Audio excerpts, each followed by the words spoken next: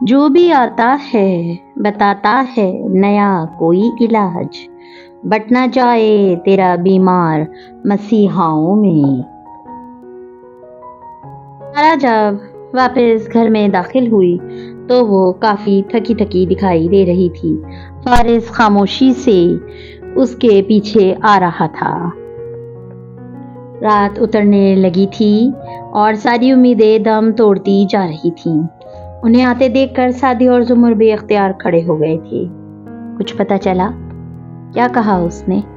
Saadi نے پوچھا تھا۔ زمر چپ رہی، بالکل چپ۔ فارس نے محض نفی میں سر ہلایا۔ سارا چپ چاپ صوفے پہ بیٹھ گئی، گھٹنوں پہ تھوڑی جما دی اور خوش آنکھوں سے دور خلا میں دیکھنے لگی۔ سب خاموش ہو گئے۔ لاؤنج میں عجیب وحشت زدہ سا سناٹا چھا گیا۔ سانسوں کی آواز سنائی دیتی تھی یا خشک آنسوؤں کی۔ پولیس؟ زمر نے فارس میں نگاہیں جمائے، یک لفظی استفسار کیا۔ اس نے گہری سانس لی۔ کچھ معلوم ہوگا تو وہ بتائیں گے۔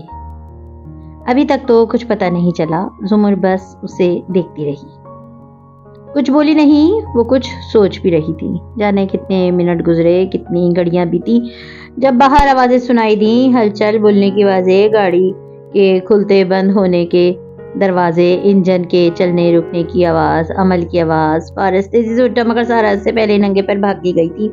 برآمدے میں آ کر وہ رک گئی، گویا منجمد ہو گئی۔ گیٹ سے عمل اور نور اندر داخل ہو رہی تھی۔ وہ ساتھ میں مسلسل بولتی جا رہی تھیں۔ ان کے ہاتھوں میں گفٹس پیکس تھے اور شاپنگ بیگز بھی تھے۔ سارا یک ٹک ان کو دیکھ گئی، پھر کوئی سکتا سا ٹوٹا وہ بھاگی اور ان دونوں کو خود سے لپٹا لیا، ان کے چہرے چھوئے، بالوں پہ ہاتھ پھیرا۔ پریشانی سے وہ جیسے ان کو ٹٹول رہی۔ تم ٹھیک ہو؟ تم لوگ کدھر تھے؟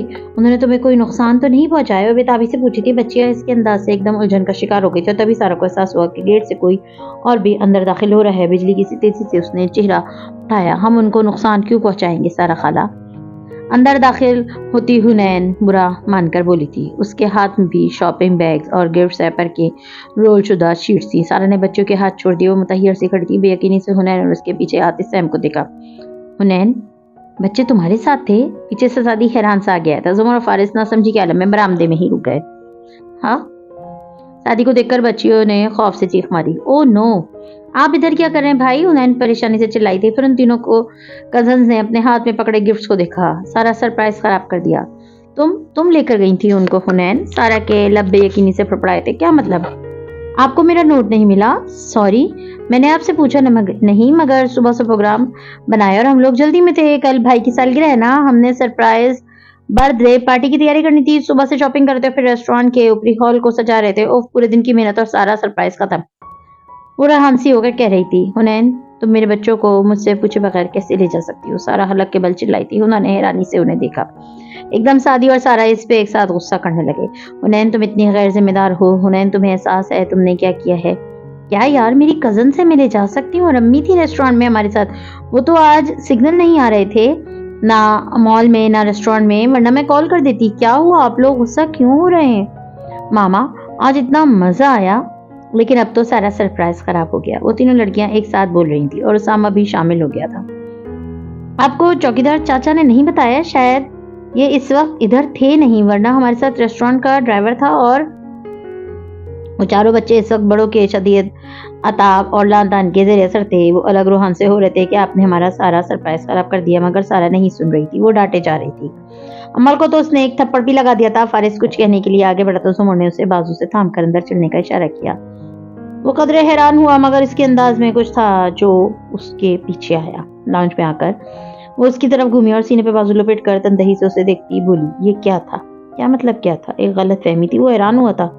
پتہ ہے، میں صبح سے سوچ رہی تھی کہ تم ایسے بھاگ دوڑ نہیں کر رہے جیسے تمہیں کرنی چاہیے۔ ہر چیز پولیس پہ چھوڑے بیٹھے ہو۔ مگر تمہارے اور سارا کے جانے کے بعد میں نے ایس پی صاحب کو کال کی اور پھر متعلقہ تھانے میں فون کیا تو معلوم ہوا کہ آپ نے سرے سے پولیس کو کال کی ہی نہیں تھی، اور صبح آپ نے مجھے منع کیا کہ میں ندرت بھابھی کو بھی نہ بتاؤں، اور ماشاءاللہ تہجد کے وقت سے آپ جاگے ہوئے تھے آج، اور آپ نے بولا کہ حنین اور اسامہ سو رہے ہیں، جبکہ وہ تو صبح سے نکلے ہوئے تھے۔ میرا نہیں خیال کہ یہ کوئی غلط فہمی تھی۔ اچھا، تو مجھے گرفتار کر لیں؟ प्रोसिक्यूटर साहिबा, वो इसकी तरह झुककर तपाने वाले अंदाज में बोला था। ये सब तुम्हारा प्लान था, है ना? वो दबा दबा सा हो रही थी, एहतियात से दरवाजे को भी देख ली थी जिसके बाहर वो सब अभी तक बोल रहे थे। तुम सारा को इतना खौफजदा करके क्या करना चाह रहे थे? आपके हुक्म की तामील कर रहा था। क्यों? आपने नहीं कहा था कि आप चाहती हैं कि सारा गवाही दें? मैंने ये नहीं कहा था कि इसके बच्चे अगवा कर लो। अगवा किसने किए? वो अपने कजन और अपनी फुप्पो के साथ थे और वक्त पे वापस भी आ गए। अगर सारा को टेंशन से कुछ हो जाता तो कौन जिम्मेदार होता? वो सदमे में थी। तुम इतने बेहिस कैसे हो सकते हो? तुम्हारे भाई की बच्चियां हैं। जिस सारा को मैं जानता हूँ, जो वारिस की मौत से पहले की सारा थी, वो बहुत बहादुर और बाहिम्मत औरत थी, मगर इसके खौफ ने इसको अपना गुलाम बना रखा था। जो डूबने से डरता हो ना जुबर, इसे पानी में फेंक देना चाहिए और फिर चंद डुबकियां देकर निकाल लेना चाहिए। इसका सारा खौफ जाहिल हो जाएगा। फिर इसे पता चलेगा कि पानी इससे ज्यादा ताकतवर नहीं है और तभी इसे कश्ती में महफूज रहने की कदर का एहसास होगा। वो जान जाएगा कि वो कितना खतरनाक है, खुद कितना बड़ा सर्वाइवर है। मैं सिर्फ सारा को इसके खौफ से निकालना चाहता था। तुम पागल हो क्या? अगर इसे कुछ हो जाता तो? वो शदीद गुस्से से बोली थी। दरवाजे पे हाथ हुई थी। वो दोनों फौरन सीधे से हो गए। सारा मुसलसल बरहमी से बोलती अंदर आ रही थी। इंतहाई गैर जिम्मेदाराना रवैया था ये हुनैन तुम्हारा। और तुम दोनों, क्या तुम माँ से पूछे बगैर कहीं भी चली जाओगी? वो टपट रही थी। कितने कितने ख्यालात आते रहे उसे। और वो शॉपिंग कर रही थी, सालगिरह का वेन्यू सजा रही थी। नूर ने मिनमिनाने की कोशिश की। हुना ने कहा था मामा को नहीं बताना, मगर अमल ने उसे कोहनी मारकर चुप कराया। गर्ल सीक्रेट्स, यू नो मामा, सारा सरप्राइज खराब हो गया हमारा। अमल अब उल्टा उस पर गुस्सा हो रही थी। सारा उनको लेकर आगे चली गई और सादी बाहर खड़ा नुदरत को फोन करके उनकी खबर ले रहा था। ऐसे में हुनैन उन दोनों के पास आ खड़ी हुई मासूमियत से बोली, सॉरी, बस वो सिग्नल्स का प्रॉब्लम रहा आज तो। जुमर ने तेजी से उसकी बात काटी। अरे हाँ, तुम कितनी मासूम हो, तुम्हें तो कुछ पता ही नहीं था। ये जो 2-4 आलू को जोड़कर तुम लोग जैमर्स बना लेते हो, वो तो लगाए ही नहीं होंगे तुमने रेस्टोरेंट में ताकि सिग्नल्स बंद हो जाएं। उन्होंने फौरन फारिस को देखा। इसने आंखों में इशारा किया और फिर सर झुकाते हुए गोया हुई। असल में जुमर चुप घुरक कर बोली। सारा वापस आ रही थी और वो बैक व गुस्से और रिलीफ और ताहट का शिकार थी। कल हम सालगिरह पे आएंगे फारिस, लेकिन मैं, वो दोनों हाथ उठाकर हतमी लहजे में बोली, गवाही कोर्ट ट्रायल एंड फास्ट को सुनना भी नहीं चाहती दोबारा। मेरा नाम तुम लोग गवाहों की फहरिस्त से खारिज करो और आइंदा मुझे कोई कोर्ट समन ना जारी हो। सुना तुमने? ऐसा ही होगा। फारिस ने सीने पे हाथ रखकर उसे भरपूर तसल्ली दिलाई। सारा ने गहरी सांस ली। मैं काना लगवाती। बहुत ही हैक्टिक दिन रहा आज का। अब बैठ जाओ। अब सबको भूल कर खाने की कोशिश करते हैं। वो झंझलाई हुई सी किचन की तरफ गई। साथ ही फोन बंद करता उनकी तरफ आया और एक नजर सारा को आगे जाते देखा। फिर सवाले नजरों से फारिस को देखा। क्या कह रही थी वो कह रही थी कि वो गवाही देंगी, लेकिन अभी इनसे इस बारे में कोई बात ना की जाए। सादी तो सादी, जुमर और हुनैन ने भी बेयकीनी से उसे देखा। उन्होंने ये नहीं कहा फारिस, उन्होंने यही कहा है, ट्रस्ट मी। इसने मुतमईन से अंदाज में यकीन दिलाया था। अब तो वो बिल्कुल गवाही नहीं देंगी। Thanks to you. गुस्से से हुनैन को देखा। हमारा सबसे अहम गंवा दिया तुमने। और सर झटक कर आगे बढ़ गई। हुनैन ने नाक सुकड़ कर की और फारिस की तरफ घूमी। मेरा ख्याल है आपको तीसरी शादी कर ही लेनी चाहिए। मेरा भी यही ख्याल है। वो गहरी सांस लेकर वहां से बोला था, फिर घड़ी देखी। मैं एक फोन कर लूं? और मोबाइल निकालता आगे बढ़ गया।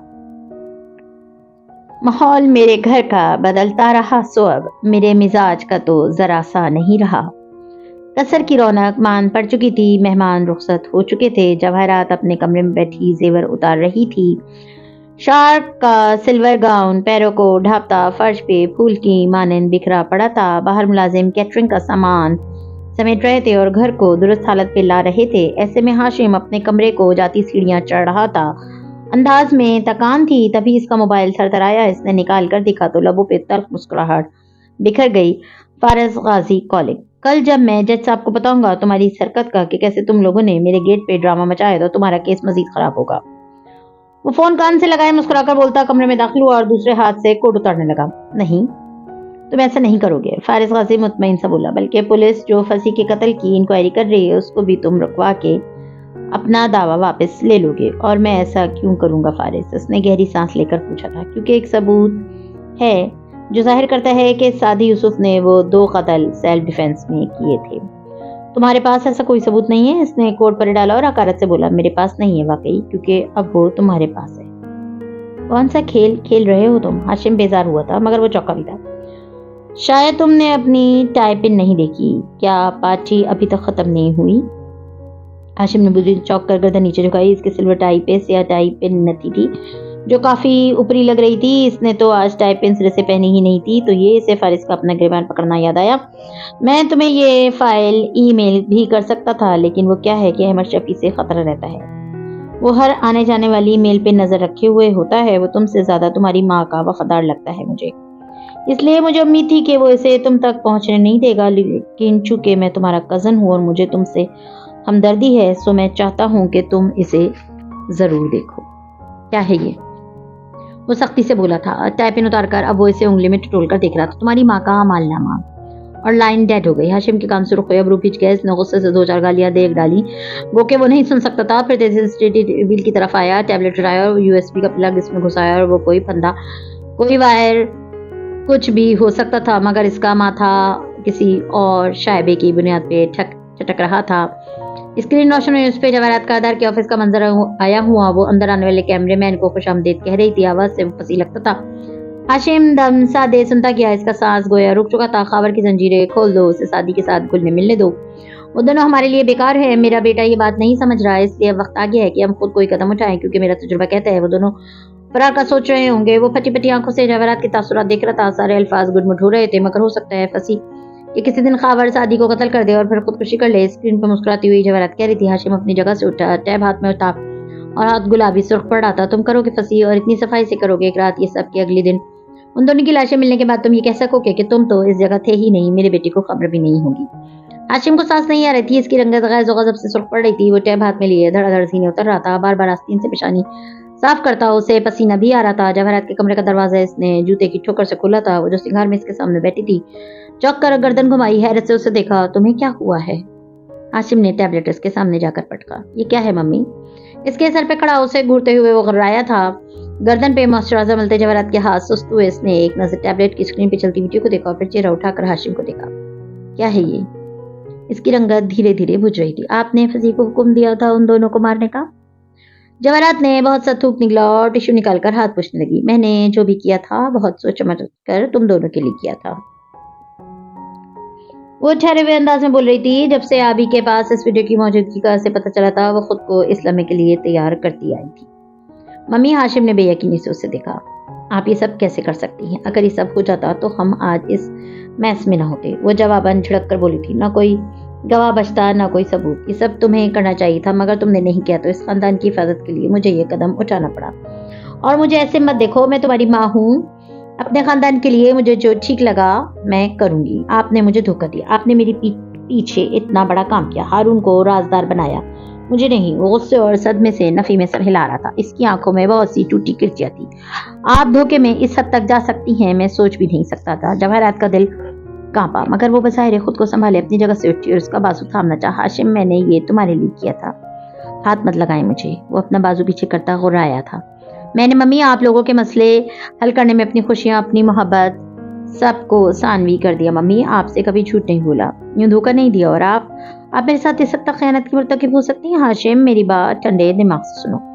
अब केस की आवाज भी कांपी थी, आंखों में आंसू चमके थे, मगर हाशिम ने नफी में सिर हिलाया। साथ ही सच कहता था। वो दोनों जेल में से इसलिए भागे थे क्योंकि आप इनकी जान लेना चाहती थी। और क्या क्या झूठ बोले हैं आपने मुझसे? क्या मेरे बाप को भी खावर ने मारा है, या खावर की ढाल तले किसी और को बचा गई हैं आप? वो हलक के बल चिल्लाया था। गुस्सा, पसीना, आंखों में उतरा खून। जवाहरात अंदर तक दहल गई। हाशिम, तुम अपनी माँ पे शक कर रहे हो? यकीन तो अब कभी नहीं करूंगा आप पे, कभी भी नहीं। वो गुस्से से चीखा था। वो बेख्तियार आगे बढ़ी। हाशिम, एक दफा मेरी बात सुनो। मैंने कहा मुझे हाथ मत लगाएं, अकेला छोड़ दे मुझे। गुस्से से बाजू छोड़ा था। वो बाहर निकल गया। जवाहरात के आंसू टिप टिप गिर रहे थे। सीढ़ियां चढ़ते हाशिम को मोबाइल थरथराया। वो तही दामा खड़ी रह गई थी। इसकी सारी दुनिया लहू में बिखर गई थी। वो जो कचहरी में रोज सजती थी तो वो निरा ड्रामा था। असल अदालत तो अब लगेगी जहां ना वकालत चली थी ना सफाइयां, और वो सारे फैसले सुनाकर चला गया था। वो दिल थाम कर जमीन पे बैठती चली गई। कहते न थे हमेशा रहेगा, ना इतना रंज, गुजरे हैं चंद साल ही, देखा नहीं रहा। अगली सुबह पुरली एवर आफ्टर पे ठंडी सी उतर रही थी। सारी रात बारिश होती रही थी और इस बारिश ने गोया सारी जमीन धो डाली थी। रेस्टोरेंट के ऊपरी हॉल के शीशे की दीवार पे बूंदों के सूख जाने के निशान अब भी मौजूद थे। वो हॉल गुब्बारों और दीवारों पे लगे खूबसूरत बैकड्रॉप से सजा था। मेज पे तोहफे, केक का बचा कुचा हिस्सा, बर्तन वगैरह रखे थे। आगे पीछे बहुत सी कुर्सियां रखी थी जिन पे वो लोग चोलियों की सूरत बैठे थे। तकरीब गोया खत्म होने के करीब थी और खाना खाया जा चुका था। खैर खाना क्या था, संडे ब्रंच था। परसों के बजाय आज ही कर ली थी दावत। यूं इस बरस ना सोनिया की सालगिरह असल तारीख में मनाई गई थी न शादी की। एक तरफ दो कुर्सियां तिरछी करके रखी थी। एक पे जुमर बैठी प्लेट उठाए केक को कांटे से तोड़ने में मगन थी। दूसरी पे फारिस टांग पे टांग जमाए बैठा सॉफ्ट ड्रिंक के घूंट भरता दिलचस्पी से उसे देख रहा था। मैं इस रात जरा खंकार को गोया हुआ आबदार से मिलने जुमर ने नजरें उसकी तरफ से फेर ली। बस इसके तासुरात देखने की देर थी। वो सादगी से बोला, आबदार से मिलने ही गया था। मालूम है बार बार क्या जताना चाह रहे हैं? वो सख्त बेजार हुई। नहीं, मैं तुम्हारे कपड़े देखकर सोच रहा था कि उसने भी यही रंग पहन रखा था। अब के जुमर ने मशकूक नजरों से उसे घूरा। पिछले 2 दिन में तुम इसके कपड़ों के 5 रंग बता चुके हो मुझे। अब तो मुझे इस बात पे यकीन भी नहीं आ रहा तुम सचमुच गए भी थे या। खुद सोचकर मुस्कुराई। हाशिम ने दरवाजे से ही भगा दिया। उसकी इतनी मजाल। वो बड़बड़ा कर गोया बुरा मानता हुआ रुख फिर गया। वैसे है तो वो तुम्हारा कजन, लेकिन एक बात है, इसकी क्लास, इसका ग्रेड, इसका मुखालिफ को वो मुस्कुराकर चित कर देने का अंदाज, ये सब तुम में उस जैसा नहीं है। मैं सोचती हूँ हाशिम अगर अच्छा आदमी होता तो मैं इसकी सबसे बड़ी फैन होती। फारिस ने सॉफ्ट ड्रिंक का गिलास ही मेज पे पटक दिया और खफगी से उसे देखा जो मासूमियत से बोले जा रही थी। अगर तुमने हाशिम की बातें ही करनी है तो मैं उठकर जा रहा हूँ। जलते हो से एक और सवाल। वो जवाब दिए बिना उसे घूरते हुए उठा और आगे बढ़ गया। जुमर मुस्कुराहट दबाए केक का बकिया हिस्सा खाने लगी। अब आया था असल मजा। इनसे हटकर देखो तो एक तरफ चोली बनाकर हुनैन और उसकी दोनों कजन्स बैठी नहीं और वो वी के निशान बनाकर सेल्फी ले रही थी। सारा नजर जकिया बेगम भी खुशगवार मूड में गुफ्तगू में मगन थी। ऐसे में सिर्फ सादी था जो एक टेबल के गिर्द अकेला बैठा मोबाइल पे लगा था। वो उदास था और खामोश था। फारिस इसके करीब आकर बैठा तो इसने महज सर उठाकर उसे देखा, फिर दोबारा फोन को देखते हुए बोला, प्रोसिक्यूशन ऑफिस से कॉल आई थी। मुझे अब किसी किस्म की इंक्वायरी के लिए आने की जरूरत नहीं है। गालिबन हाशिम ने अपना दावा और ताउन वापस ले लिया है। वो फंसी की लाश थी या गवाहों ने मेरे बारे में कुछ कहा, सब वापस ले लिया है इसने। Thank you. फारिस ने महज सर को कम दिया, गोया शुक्रिया कबूल किया, फिर कुछ ही नजरों से उसे देखा। मिसेस कादर का कौन सा राज है तुम्हारे पास? मैं उस तरफ जाना नहीं चाहता। कुछ राज दूसरों की जिंदगियां भी खतरे में डाल देते हैं। हमने एक फैसला किया हुआ है शादी के, एक दूसरे से कुछ नहीं छिपाएंगे। मैं इस फैसले के वक्त आपके साथ नहीं था। वो मखमूम सा मुस्कुराया था। फारिस खामोश हो गया। पीछे से नुदरत की आवाज सुनाई दे रही थी। वो तीनों लड़कियों को जोर की नमाज के लिए उठा रही थी। उठते हैं ना अम्मी? उन्होंने ताबेदारी से कहते हुए एक और तस्वीर बना ली। तुम लोग तो जवान हो, जल्दी जल्दी उठ सकते हो, फिर इतनी देर क्यों लगाते हो? घुटनों पे हाथ रखकर उठते हुए बोली थी। जवानी में दीन बाय चॉइस होना चाहिए, बाय चांस नहीं। ये जिस जज्बे और दिल से तुम लोग इस उम्र में इबादत कर सकते हो ना, ये बुढ़ापे में नहीं होगा। गलत लगता है तुम लोगों को कि बूढ़े होकर इबादत की सारी कमी पूरी कर लोगे। बुढ़ापे में रोज कैल्शियम खाना जवानी के दिनों के रोज 3 गिलास खालिस दूध पीने के बराबर नहीं हो सकता। रूह भी हड्डियों की तरह है। जवानी से उसे इबादत पे माइल करोगे तो बुढ़ापे में दर दर तकलीफ कम होगी। उठ जाओ ना, इससे पहले कि अम्मी ये में जिप जबान बदल कर अपनी नॉर्मल टोन में वापस आ जाएं। सैम ने हुना की तरफ झुककर मशवरा दिया था जो अम्मी ने सुन लिया था। वो जूता उतारने झुकी थी। बेगैरत, बेहिदायते, तुझे तो मैं अभी बताती हूँ। सैम फौरन नीचे की तरफ भागा था। बहुत से कह के बुलंद हुए थे, सॉरी मैं कल कुछ ज्यादा ही बोल गई थी। सारा शादी के साथ वापस आकर बैठी और नरमी से बात शुरू की। वो मखमूम सी मुस्कुराहट के साथ उसे देखता रहा। पस मंजर की सारी आवाजों से बेनियाज वो उसके सामने बैठी अब सादगी से अपना मुद्दा बयान करने लगी थी। फारिस उठ गया था। मुझे लगा मैं जो कर रही हूँ वो ज्यादा बेहतर है। खामोश रहकर अपना काम किए जाओ और अपने प्रोजेक्ट को कामयाब बनाकर कारदास को इसके मुकाम पे शिकस्त दो। पॉजिटिव एनर्जी से ग्रेटर गुड के लिए काम करो। मसलहत पसंदी, एहतियात, थोड़ी सी बुजदिली, ये सब था मेरे अंदर, मगर मुझे हमेशा लगा कि मैं सही इंतखाब कर रही हूँ। सारा खाला वो इसी उदास मुस्कुराहट से उसे देखते हुए बोला था। वैसे तो अल्लाह का कुरान सारे का सारा बहुत खूबसूरत है, लेकिन कुछ आयत दिल पे किसी और ही तरह से असर करती है। मैं आपको बताऊं मेरी सबसे पसंदीदा आयत कौन सी है? अगर हुनैन सामने होती तो हर रोज अपनी पसंद बदलने पे इस पे 2-4 फतवे तो ठोक ही देती, मगर सारा मुस्कुराकर उसे देखती सुनती गई। सूरह राफ की 16 और 17वीं आयत। जब अल्लाह ताला ने शैतान को जन्नत के बागों से धुतकार कर दुनिया में भेजा और उसे मोहलत दी तो इसने कहा, جیسا تو نے مجھے گمراہ کیا ہے میں بھی ضرور ان کی طاق میں تیری سیدھی راہ پہ بیٹھوں گا، پھر ان کے پاس، ان کے آگے، ان کے پیچھے، ان کے دائیں اور ان کے بائیں سے آؤں گا، اور تو اکثر کو ان میں سے شکر گزار نہیں پائے گا۔ وہ سانس لینے کو رکا، سارا اسے سنے گئی بالکل توجہ سے۔ میں سوچتا ہوں ابلیس جب جانتا تھا کہ اللہ کا راستہ سیدھا ہے تو اس نے کیوں چھوڑا اسے، اور اگر چھوڑنا ہی تھا تو اسے سیدھا راستہ بولتا کیوں؟ آپ کے درست راستے پر بھی کہہ سکتا تھا، مگر اس نے کہا آپ کے سیدھے راستے پہ بیٹھوں گا۔ شاید ابلیس نے مستقیم سے مراد درست نہیں بلکہ اسٹریٹ سیدھا لیا ہو۔ سیدھے راستے کا مسئلہ یہ ہوتا ہے کہ اس نے ذرا سا تیرچھا چلو تو شروع میں تو بس سیدھی لائن سے ذرا سا فاصلہ پیدا کر لیتا ہے انسان، لیکن جیسے جیسے آگے بڑھتے جاؤ آپ سیدھی لائن سے مزید دور ہٹتے جاتے ہیں۔ 90 ڈگری کی لکیر سے 1 ڈگری ہٹو تو آگے جا کر آپ سیدھی لائن سے بہت دور نکل جاتے ہیں، پھر آپ کو صراط مستقیم والی منزل نہیں ملتی۔ راستہ بدلتا ہے تو منزل بدل جاتی ہے، اور اس راستے سے ہمیں ادھر ادھر ہٹانے کے لیے شیطان کئی طریقوں سے ہم پہ حملہ آور ہوتا ہے۔ سب سے پہلے وہ آگے سے آتا ہے، آگے مستقبل ہوتا ہے، وہ ہمیں مستقبل کا خوف دلاتا ہے، یہ کرو گے تو تمہارا کریئر نہیں بنے گا، تمہاری فیملی کا کیا ہوگا، سارا کا چہرہ جھک گیا، تمہاری شادی نہیں ہوگی، تم یہ اچھا کام کرو گے تو بالکل اینٹی سوشل ہو جاؤ گے۔ پھر وہ ہمارے پیچھے سے آتا ہے، ہمیں ماضی کا کام دلا کر ان کی گلٹ میں ایسا مبتلا کرتا ہے کہ ہم کوئی اچھا کام کرنے کے قابل ہی نہیں رہتے۔ وہ کہتا ہے تمہارے تو ماضی میں اتنے افیئر رہے، اب تو تمہاری شادی بھی اپنے جیسے بد کردار سے ہوگی، تم نے ماں باپ کا اتنا دل دکھایا، اب تو تم کبھی ہدایت پا ہی نہیں سکتے، تم نے نمازیں چھوڑی اب تو تم کبھی واپس نیک ہو ہی نہیں سکتے۔ اس کے بعد وہ دائیں سے آتا ہے، ہمیں اچھے کاموں کی ترغیب دیتے اور ہم سے گناہ کرواتا ہے، ثواب کا جھانسا دے کر بدعتیں کرواتا ہے، نئے نئے دین میں داخل ہونے والوں کو کہتا ہے کہ اسلام تو ساری خواہشات مارنے کا نام ہے، سو ٹاٹ پہ سو اور روکھی سوکھی کھاؤ، جو رشتہ حرام کا کھاتا ہے اس سے قطع تعلق کر لو، سب سے پہلے ماں باپ کو ان کے گناہوں پہ ٹوکو، ہر وقت دوسروں کے عیوب پہ ان کی نصیحت کرو، اور ایسے کئی غلط کام وہ ہمیں دین کہہ کر کرنے کی ترغیب دیتا ہے۔ ان تینوں راستوں کے بعد وہ آتا ہے بائیں سے۔ ہم سمجھتے ہیں کہ وہ صرف آتا ہی بائیں سے، مگر شیطان کا یہ آخری راستہ ہوتا ہے، وہ ہمیں برے کاموں کی ترغیب دیتا ہے، جھوٹ، چوری، قتل، فحش کام، یہ سب وہ آخر میں کرواتا ہے۔ جب اس کو ہمارے بگڑنے میں کوئی شک نہیں رہ جاتا وہ ان کاموں سے شروع بھی نہیں کرتا۔ آدم علیہ السلام اور بی بی حوا کے پاس بھی وہ آگے سے آیا تھا، ان کو مستقبل کا ایک دل فریب خواب دکھایا تھا۔ سو شیطان والے کام صرف غلط کام نہیں ہوتے بلکہ مستقبل کا خوف، ماضی کا غم اور نیکی میں انتہا پسندی بھی شدید کا جھانسا ہوتی ہے۔ تو پھر قصور ہمارا ہوا یا پھر شیطان کا؟ وہ گہری سانس لے کر بولی تھی۔ وہ ہلکا سا مسکرایا۔ شیطان تو صرف کہتا ہے، کرتے تو ہم خود ہیں۔ ہم سب آپ کو کہتے رہے، گواہی دے، آپ نے نہیں مانی بات۔ انسان اپنے آپ کو خوب جاننے والا ہوتا ہے، لیکن اس سب کا یہ مطلب نہیں تھا کہ شیطان کے آگے ہم بے بس ہیں۔ کیا آپ نے نوٹ نہیں کیا کہ شیطان نے 4 سمتوں کا ذکر کیا ہے، آگے پیچھے دائیں بائیں، مگر 2 راستے اس نے کھلے چھوڑ دیے، اوپر اور نیچے کا راستہ۔ اس نے انگلی سے آسمان کی طرف اشارہ کیا، اوپر ہے دعا کا راستہ اور نیچے اس نے نیچے کی جانب انگلی موڑی، نیچے ہے سجدے کا راستہ۔ وہ ان 2 راستوں پہ نہیں بیٹھ سکتا۔ جانتی ہیں اس نے اپنے 4 راستے کہہ کر کیا کہا اللہ سے؟ اس نے کہا آپ انسانوں کی اکثریت کو شکر گزار نہیں پائیں گے۔ تو سارا خلا نہ سارے مسئلوں کا حل ہے شکر، اور شکر کہتے ہیں قدردانی کو۔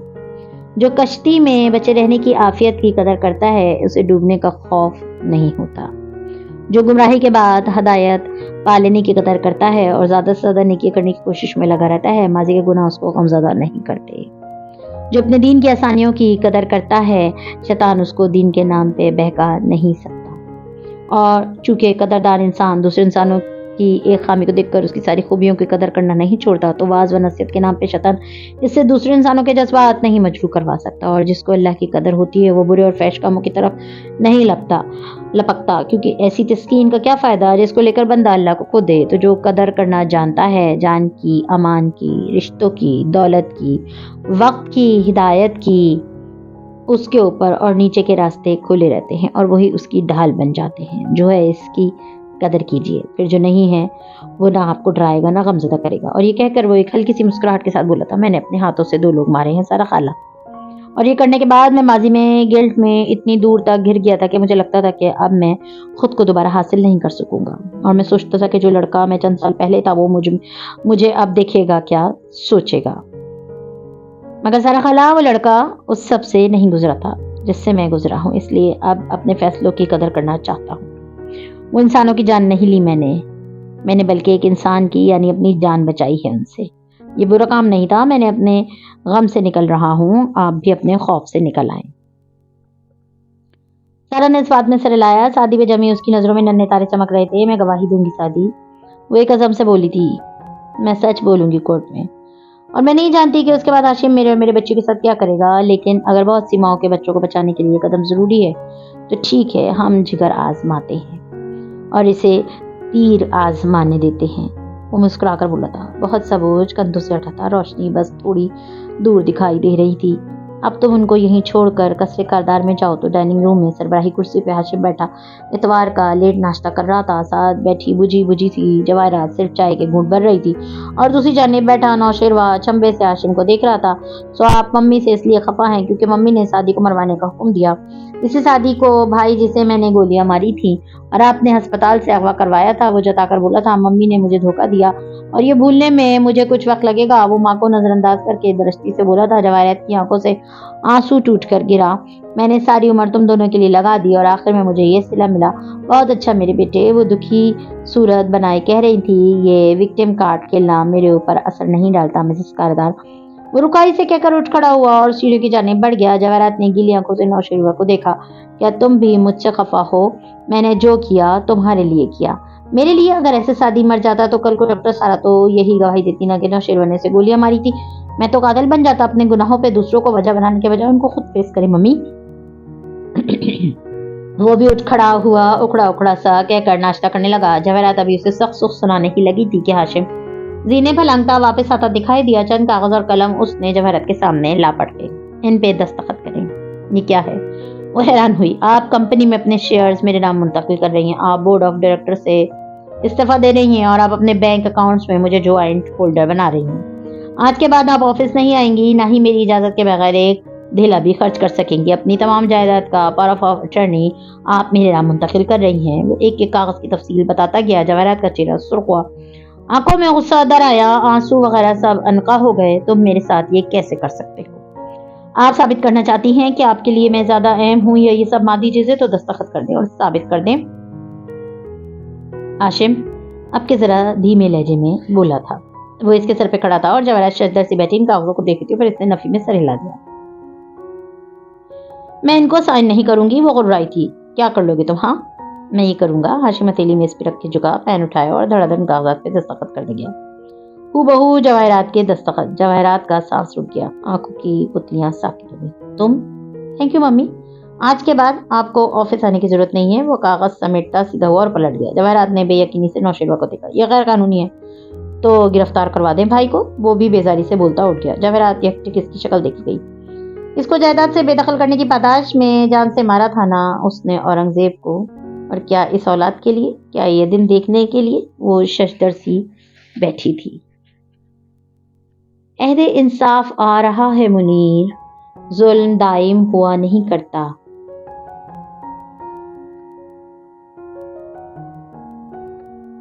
اس دوپہر گرمی کا زور گویا ٹوٹ سا گیا تھا. صبح پھر بارش ہوئی تھی اور موسم ٹھنڈا مگر حبس آلود ہو گیا تھا. ایسے میں کمرہ عدالت میں بھی گھٹن سی تھی, مگر کارروائی اتنی دلچسپ جا رہی تھی کہ محسوس نہ ہوتا تھا. زمر کچہرے میں کھڑی سارا سے سوال پوچھ رہی تھی اور فارس پچھلی نشستوں پہ ٹانگ جمائے بیٹھا تھا. کبھی وہ سارا کو دیکھتا, کبھی اپنے قریب مگر دوسرے کالم میں بیٹھے الیاس فاطمی کو.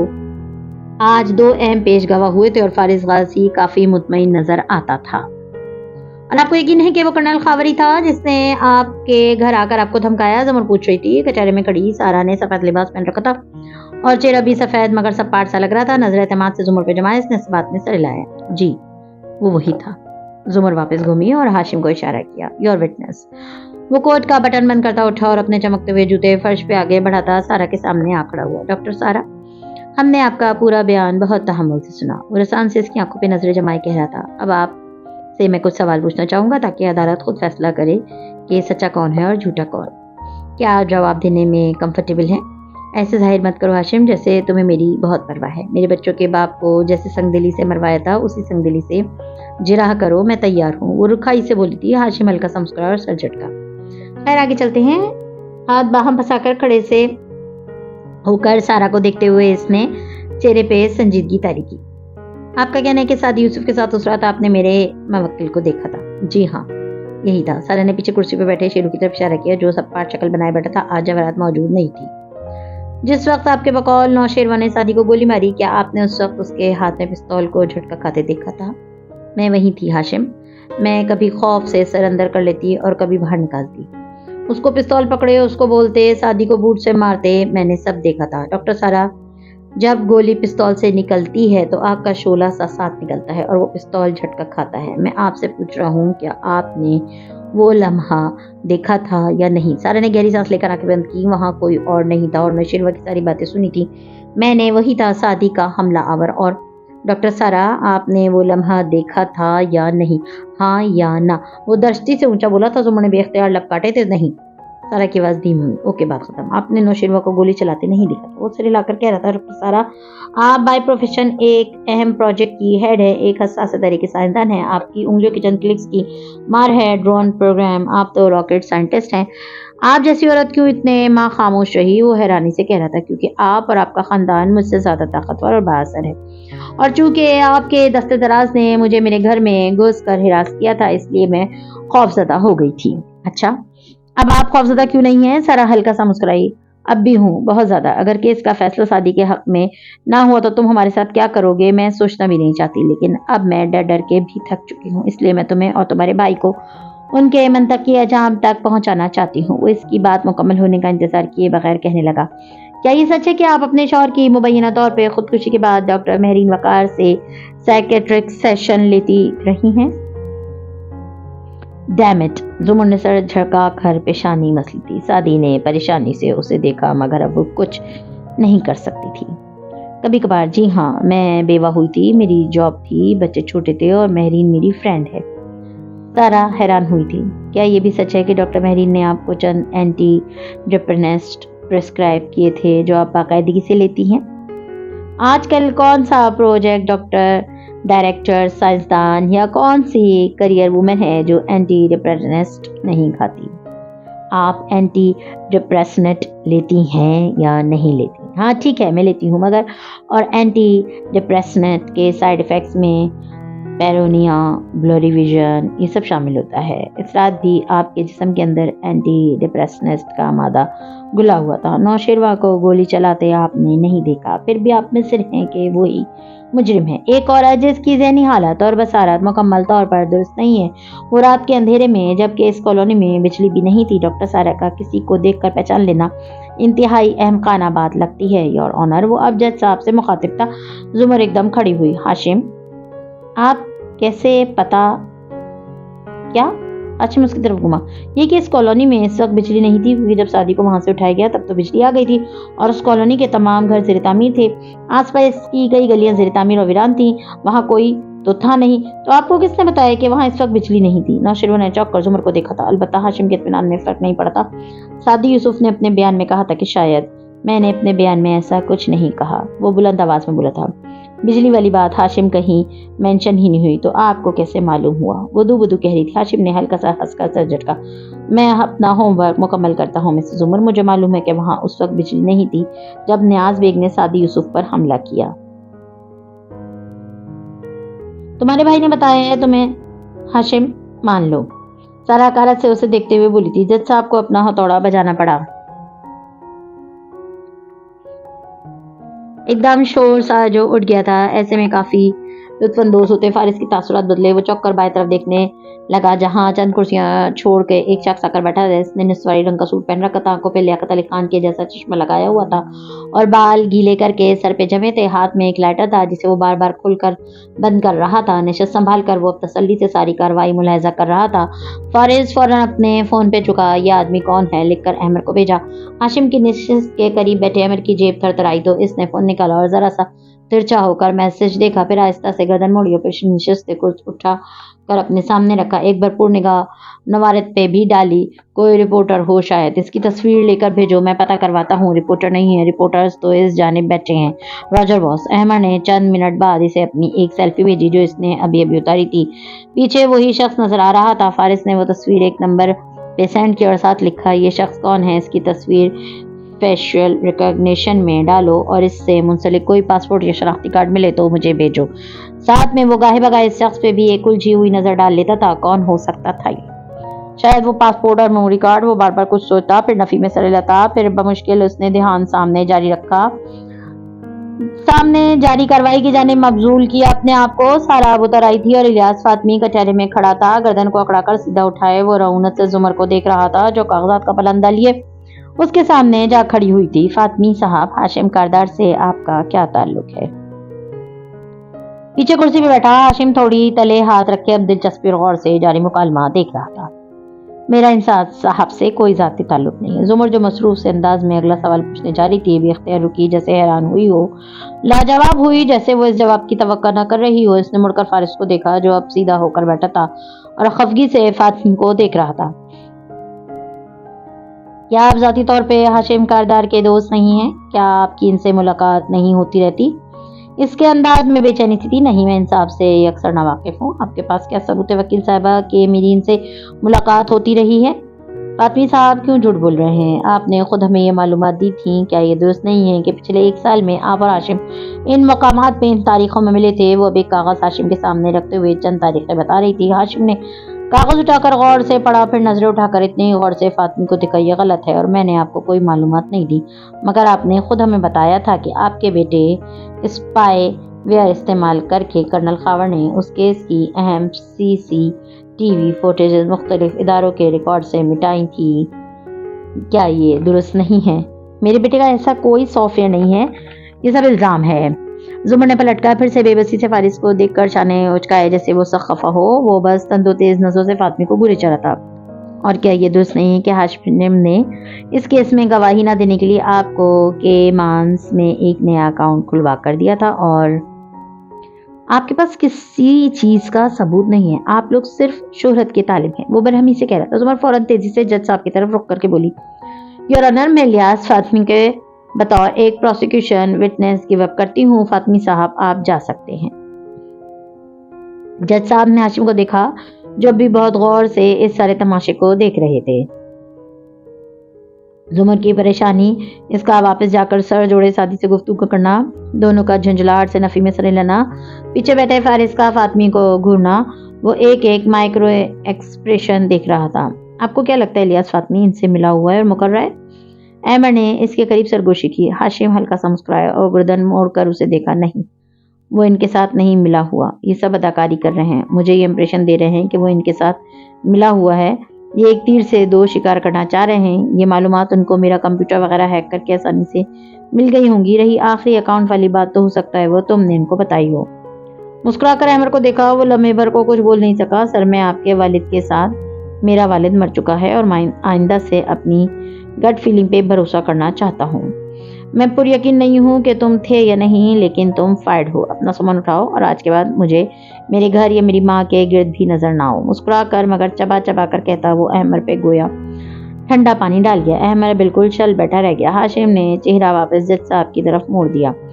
इसके अंदर अंदाज की सख्ती और कहर। अहमद अपनी चीजें अभी से समेटने लगा था। इलियास फातमी अब कटहरे से उतर के नीचे आ गया था और कुर्सियों के साथ से गुजरता दरवाजे की जानिब बढ़ रहा था। जिस लम्हे वो फारिस की कुर्सी के करीब आया, लम्हे भर को ठहरा।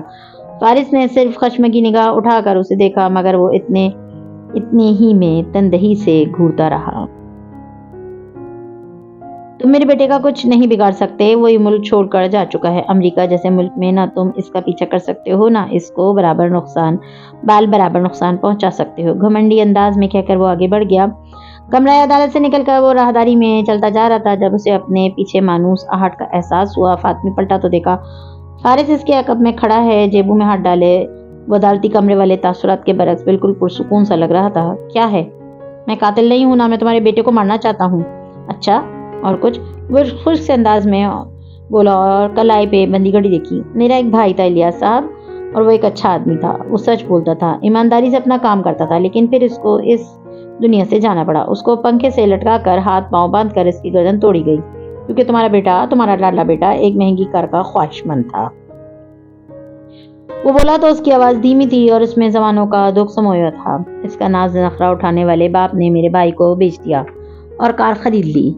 ये सब कुछ आज जहां हम हैं और जहां तुम हो, ये सब तुम्हारे बेटे की एक कार की वजह से हुआ है। उसकी एक अंधी ख्वाहिश की वजह से تو سزا تو اس کو بھگتنی ہوگی. تم میرے خاندان کا کچھ نہیں بگاڑ سکتے. وہ اب اس ملک میں نہیں ہے. میں جانتا ہوں وہ امریکہ پہنچ چکا ہے. وہی امریکہ جس کی ریاست ورجینیا میں اس کی کمپنی کا ڈیٹا سینٹر موجود ہے. اب کہ وہ مسکرایا تھا، لمبے بھر کو فاطمی سمجھ نہ سکا کہ وہ کیا کہنا چاہ رہا ہے. میں اس کو مارنا نہیں چاہتا تھا. وہ بس بہت عرصے سے امریکہ واپس نہیں جا رہا تھا. میں صرف اسے واپس بھیجنا چاہتا تھا تاکہ جب غیر قانونی اسپائی ویئر کے لیے امریکہ مٹی استعمال کرنے پہ FBI اس کو گرفتار کرے تو وہ امریکہ میں موجود ہو. جس وقت تم اپنی گواہی دے رہے تھے اس سے 3 گھنٹے پہلے تمہارا بیٹا گرفتار ہو چکا ہے. چند گھنٹوں میں تم تک آفیشیل خبر بھی پہنچ جائے گی. FBI کی سب سے اچھی بات یہ ہے کہ وہ چھوٹی سے چھوٹی ٹپ کو بھی نظر انداز نہیں کرتے. واٹ الفاظ اس کے لبوں پہ ٹوٹ گئے. وہ بالکل سنسا فارس غازی کا چہرہ دیکھ رہا تھا. فارس 2 قدم آگے آیا، ہمدردی اور تعصب سے فاطمی کے شانے کی گردن جھاڑی، پھر اس کی ٹائی کی نوٹ ذرا کسی نادیدہ سلوٹ ہاتھ پھیر کر دور کی اور اسی ملال سے کہنے لگا، وہ تمہارا اکلوتا بیٹا ہے اور فیڈرک کورٹ میں اس پہ ایک طویل مقدمہ چلنے والا ہے. اس کا مسلمان ہونا اس کے لیے نقصان دہ ثابت ہوگا. اب تمہیں وہاں جانا ہوگا یہاں سے استعفیٰ دے کر، اور وہ ساری دولت جو تم نے میرے بھائی کو بیچ کر بنائی تھی. الیاس فاطمی، اب تم اس کی ایک پائی جوڑ کر امریکہ کے مہنگے وکیلوں کی فیسیں بھرنے میں لگے رہو گے اور اس کے بعد بھی اس کے رہا ہو جانے کی امید کم ہوگی. سو اب تم اپنے آفس جاؤ اور وہ کرو جو میں نے کہا تھا. اس کے کان کے قریب چہرے لے جا کر وہ دھیرے سے بولا، اپنا استعفیٰ لکھو. الیاس فاطمی، مجھے تمہارا استعفیٰ چاہیے. تم جھوٹ بول رہے ہو، بکواس کرو، ایسا کبھی نہیں ہوگا. اس کا سکتا ٹوٹا تھا. وہ غصے سے اس پہ غرایا تھا اور پھر موبائل نکالتا تیز سے آگے بڑھ گیا اور وہ پریشانی سے کسی کو کال ملا رہا تھا. اس کی رنگت بدل رہی تھی اور وہ بار بار بے یقینی سے نفی میں سر ہلاتا تھا. پسینے کے ننھے قطرے اس کی پیشانی پہ بکھرے تھے اور فارس غازی سینے پہ بازو لپیٹے ملال سے اسے جاتا ہی دیکھ رہا تھا. اسے لگا تھا کہ یہ وہ منظر ہے جو وہ دیکھنا چاہتا تھا. اسے یہ منظر دیکھ کے اچھا محسوس ہو رہا تھا اور وہ کچھ بھی محسوس نہیں کر پانا چاہ رہا تھا. کیوں دل جلائیں کر کے کسی سے بھی اب سخن جب گفتگو کا کوئی سلیقہ نہیں رہا. وہ شام جب شہر پہ اتری تو اس میں بارش کے بعد کی گیلی مٹی کی سوندھی سی خوشبو رچی بسی تھی. ایسے میں سعدی یوسف فوڈلی ایور آفٹر کے نیچے والے ریسٹورینٹ ایریا میں کھڑکی کے ساتھ بیٹھا تھا اور سامنے لیپ ٹاپ کھلا رکھا تھا. کل سے اپنی جاب پہ واپس جانا تھا اور وہ اس وقت اسی کی تیاری کر رہا تھا. ریسٹورینٹ کے باہر اب ایک اور لڑکا پھولوں کا اسٹال لگاتا تھا. گل خان اور اس کا خاندان 2 ماہ قبل سے افغان باشندوں کے ساتھ ڈپورٹ کر دیا گیا تھا. سعدی کام کرنے کے بجائے کتنی دیر باہر نظر آتے ان پھولوں کو دیکھتا رہا تھا. پرانے لوگ آہستہ آہستہ جا رہے تھے، نئے لوگ آ رہے تھے اور ہر گزرتے دن ہم سب بھی تو ایک نئے انسان میں ڈھل جاتے ہیں. وہ انسان جس کو بعض دفعہ پہچاننا بھی مشکل ہو جاتا ہے، ایسا انسان جس کے بارے میں ہمیشہ سوچا جاتا تھا کہ ہم تو یہ نہیں بنیں گے، مگر قسمت کے آگے سب بے بس تھے. اب نہیں کرنا. سعدی نے نفی میں سر ہلا کر خود کو ٹوکا. پھر کام کی طرف توجہ مبذول کرنی چاہیے. مگر فون بجنے لگا. اس نے اٹھا کے دیکھا. ایک نیوز چینل کی رپورٹ کی طرف سے پیغام آیا تھا کہ 8 بجے والے شو میں اس کو لائیو لائن پہ لیں گے. اسے عدالت میں کیس کی پیروی کرنے کا کوئی فائدہ ہے بھی نہیں. اس موضوع پہ بات کرنی ہوگی. چھوٹے گھنگریالے بالوں والے لڑکا اداسی سے اس پیغام کو دیکھے گیا. کیا عدالت میں کیس کی پیروی کرنے کا اپنے اور اپنے خاندان والوں کو سر عام رسوا کرنے کا، ان کو کتنے لوگوں کی بندوقوں کی تان پہ لے آنے کا کوئی فائدہ تھا؟ کیا ظاہر وکلا کے دلائل کا کوئی توڑ تھا؟ سچ اور حق پہ ہونے کے باوجود کیس مسلسل ہارنے کی پوزیشن میں ہونا اور اپنے ہر ثبوت کا ہاشم کے ہاتھوں مشکوک بنائے دینا، کیا اس سب سے نجات کا کوئی راستہ تھا؟ اس کے پاس ان سوالوں کے کوئی جواب نہ تھے. اس نے خاموشی سے فون آف کر دیا اور لیپ ٹاپ کی طرف توجہ مبذول کر دی. اسے خاموشی سے اپنا کام کرنا تھا. ہجر ہے میرے 400، ہجر کے 400 خلا.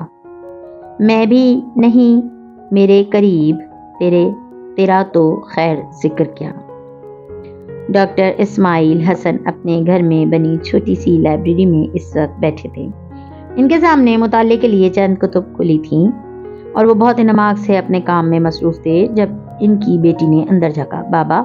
انہوں نے سر اٹھایا. وہ سفید داڑھی اور صاف ستھری شلوار قمیض پہنے شفیق اور مہربان چہرے والے انسان لگتے تھے. بیٹی کو دیکھ کر مسکرائے. جی بیٹا، میرا ایک پرانا کلاس فیلو آپ سے ملنا چاہتا ہے. وہ قدرے متذب تھی. لیکن میں چاہتی ہوں کہ آپ اس کو جج نہ کریں. وہ آج کل پوری دنیا میں اتنا تماشا بنا ہوا ہے کہ بہت مشکل سے میں نے اس کو راضی کیا ہے وہ آپ سے بات کر لے. وہ ان کو سمجھا رہی تھی. ٹھیک 10 منٹ بعد وہ نوجوان اندر داخل ہوا. ڈاکٹر اسماعیل نے اسے ایسے دیکھا جیسے ہر نئے ملنے والے کو دیکھتے ہیں مسکرا کر اٹھے اسے خوش آمدید کہا۔ وہ تو متذب سا لگتا تھا، لباس اچھا تھا اور بالوں پر اسپائکس کی صورت اٹھا رکھے تھے، آنکھوں تلے گہرے ہلکے تھے، کلائی میں چند بینڈز پہن رکھے تھے۔ وہ اسی تذبذب سے ان کے سامنے بیٹھا تو انہوں نے پوچھا، کیا نام ہے آپ کا؟ نوشیروہ کاردار، اس نے جھجک کر بتایا۔ ٹی وی پہ ذکر تو سنا ہوگا آپ نے؟ میرا ذرا تلخی سے بولا۔ نہیں، میں نے تو واقعی آپ کا ذکر نہیں سنا۔ نوشیروہ، آپ کو کیا بات پریشان کر رہی ہے؟ آپ مجھے بتائیں، شاید میں کوئی مدد کر سکوں۔ اس نوجوان نے سر نوڑا دیا، پھر کان کھجایا، پھر اسی طرح بولا، میں نے ایک گناہ کیا ہے، اگر گناہ راز ہے تو اسے راز رہنے دیں۔ انہوں نے اسے روکا مگر وہ چہرہ اٹھا کر تلخی سے بولا، بچے کو پتا ہے، میں نے اپنے دوست کو 3 گولیاں ماری تھیں، پھر میرے بھائی نے اسے اغوا کیا اور اس سے پہلے میرے بھائی نے۔ آپ مجھے وہ بتائیں جو آپ نے کیا ہے، بھائی کو چھوڑیں۔ وہ ٹھہرا، پھر نظریں ان پہ جمائے، ذرا مدھم آواز میں بولا، میں نے اپنے دوست کو 3 گولیاں ماری تھیں۔ وہ مر گیا؟ نہیں، بچ گیا۔ آپ کیا چاہتے تھے کہ وہ مر جائے؟ پتہ نہیں، میں اسے پتہ ہوتا ہے سب انسان کو آپ کیا چاہتے تھے۔ میں اسے اذیت دینا چاہتا تھا، شاید معذور کرنا چاہتا تھا، مارنا بھی چاہتا تھا، میں سب کچھ چاہتا تھا۔ اب وہ کیسا ہے؟ انہوں نے دھیمے انداز میں پوچھا۔ وہ میرے ساتھ مقدمہ لڑ رہا ہے، آپ نے اعتراف جرم کیا؟ نہیں کر سکتا، قانون کی محبوب اولاد ہوں، خاموش رہنے کا حق ہے مجھے۔ اب آپ کیا چاہتے ہیں؟ میں اس سب سے نکلنا چاہتا ہوں۔ اس کی آواز میں کرب در آیا۔ میں نادم ہوں، شرمندہ ہوں، دکھ میں ہوں، میں چاہتا ہوں وہ مجھے معاف کر دے۔ ایسے جرائم میں توبہ پکڑے جانے سے پہلے ہوتی ہے، پکڑے جانے کے بعد معافی ہوتی ہے، اور چونکہ مقدمہ چل رہا ہے تو فیصلہ آنے کے بعد یا تو آپ کو سزا بھگتنی ہوگی یا آپ کو اس سے معافی مانگنی ہوگی۔ میں سزا نہیں بھگت سکوں گا۔ معافی مانگ سکتے ہو، مجھے نفرت ہے اس سے، محبت کرنے کو کہہ بھی نہیں رہا۔ کسی کو معاف کرنے کا یہ مطلب نہیں ہے کہ اس کو گلے سے لگایا جائے، اس کو دوست بنا لیا جائے، صرف ایک عہد کرنا ہوتا ہے کہ جو اذیت اس نے مجھے دی میں وہ اس کو نہیں دینا چاہتا، اور اگر دوبارہ اس پہ ظلم کرنے کا موقع ہے تو اب میں وہ نہیں کرنا چاہتا جو میں نے پہلے کیا تھا۔ کیا وہ مجھے معاف کر دے گا؟ اس کی آنکھیں گیلی ہوئیں اور اس وقت شدید بے بس نظر آ رہا تھا وہ۔ میں نے اس کی زندگی تباہ کر دی۔ اگر آپ اللہ سے معافی مانگیں تو اللہ لوگوں کے دلوں میں بھی آپ کے لیے رحم ڈال دیتا ہے۔ آپ کے اندر ایک اچھا انسان ہے اور آپ کو اسے باہر نکالنا ہے۔ سوری مگر یہ پیپ ٹاک مجھے نہ دیں، میرے اندر کوئی اچھا انسان نہیں ہے۔ میں نے اپنی جان بچانے کے لیے دوست کو گولی ماری، اپنے بھائی کی بیوی پہ نظر رکھتا تھا میں۔ وہ زہر خنسا گویا ہوا، آنکھیں اب تک گیلی تھیں۔ نوشیروہ، یہاں ہر کوئی گنہگار ہے، گناہ کرنا، پھر توبہ کرنا، پھر گناہ کرنا، پھر توبہ کرنا، پھر گناہ، پھر توبہ، یہ مومن کے اخلاق میں سے ہے۔ اچھے لوگ وہ ہوتے ہیں جو گناہوں کے بعد توبہ کرتے ہیں، اور برے وہ ہوتے ہیں جو گناہوں کے بعد توبہ نہیں کرتے، یعنی دونوں برابر گناہ کرتے ہیں۔ تو پھر اچھے لوگ جنت وغیرہ میں کیسے جائیں گے؟ جنت میں ہمیں ہمارے اعمال نہیں، اللہ کی رحمت لے کے جائے گی، اللہ پر توکل لے کر جائے گا۔ توکل ہوتا ہے اللہ سے اچھی امید باندھنا۔ اگر آپ کے گناہ بڑے ہیں تو آپ مایوس نہیں ہوں، ہر چیز معاف ہو سکتی ہے اگر آپ معافی مانگیں۔ بڑے گناہوں کے بعد بڑی نیکیاں کریں، بڑے بڑے اچھے کام، یوں آپ کے گناہ دھل جائیں گے۔ اور کیا وہ مجھے معاف کر دے گا؟ اس کی سوئی وہیں اٹکی تھی۔ جب آپ اپنے دوسرے گناہ دھوتے جائیں گے اور اللہ سے معافی مانگیں گے تو اس کا دل بھی اللہ کے ہاتھ میں ہے نا، وہ اسے آپ کی طرف سے پھیر دے گا، لیکن اس سے پہلے آپ کو اچھے کام کرنے ہوں گے، ایسے اچھے کام جو آپ کے چہرے کی ساری کالک دھو دیں۔ مثلاً کیا؟ میں کیا کر سکتا ہوں؟ وہ الجھ گیا تھا، اسے دور دور تک کوئی ایسی نیکی نظر نہ آئی تھی جو اسے اپنے لائق سمجھے۔ وہ جواب میں گہری سانس لے کر اسے سمجھانے لگے تھے۔ انہیں وہ لڑکا بھلا معلوم ہوا تھا اور وہ اس پہ کچھ وقت صرف کرنا چاہتے تھے۔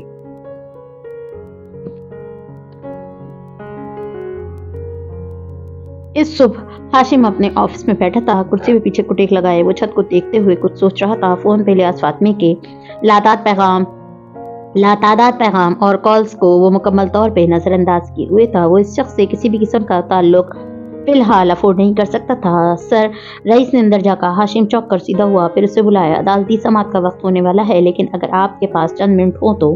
وہ ایک موبائل ہاتھ میں لیے اندر آیا۔ آپ نے کہا تھا کہ میں آپ کو مس آبدار کا موبائل چاہیے، وہ لا کر دوں؟ ان کے ایک ملازم نے یہ کام کر دیا ہے، ہو بہو اس جیسا موبائل ریپلیس کر دیا ہے، مگر وہ ڈیڈ ہے اور یہ میں آپ کے لیے لے آیا تھا، پاس ورڈ نہیں لگا ہوا ہے۔ اس نے موبائل ادب سے اس کے سامنے رکھا۔ ہاشم نے ہاتھ جھلا کر اس کو واپس جانے کو کہا اور پھر موبائل اٹھا لیا، اسے الٹ پلٹ کر دیکھا، پھر اسکرین روشن کی۔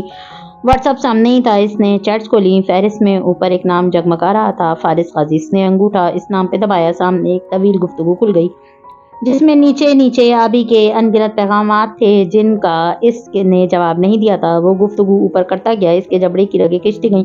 पेशानी की सलवटें बढ़ती गईं, सांस की रफ्तार तेज हो गई। करीबन घंटे भर बाद वो कमरे अदालत में दाखिल हुआ तो इस कदम मन भर के हो रहे थे। किसी ख्वाब की सी कैफियत के डग उठाता आगे बढ़ रहा था। इस्तिखासा की कुर्सियों पे उसे उनका सारा खानदान नजर आया। सादी, जुमर और फारिस के साथ उन्हें उसामा के अलावा उधर भी बैठी दिखाई दी थी। आबदार भी उनके करीब मौजूद थी। उसने अपनी तरफ की कुर्सियों पे निगाह दौड़ाई। नौशेरवा और जवाहरात वहां खामोश बैठे थे। वो बाहरी कदम उठाता अपनी नशिस्त की तरफ बढ़ गया। अदालती कार्रवाई शुरू होने में चंद मिनट रहते थे। वकील अपनी फाइलों को पढ़ रहे थे। कोर्ट रिपोर्टर टाइपिंग के लिए तैयार हो रहा था। साफी हजरात फोन पे लगे थे। ऐसे में वो तमाम लोग इस बात से नावाकिफ थे कमरे अदालत में मौजूद एक शख्स बहुत जल्द इसी कुर्सी में मौजूद एक दूसरे शख्स का कत्ल करने जा रहा है। मज़ीद वीडियोस देखने के लिए हमारे चैनल को सब्सक्राइब कीजिए।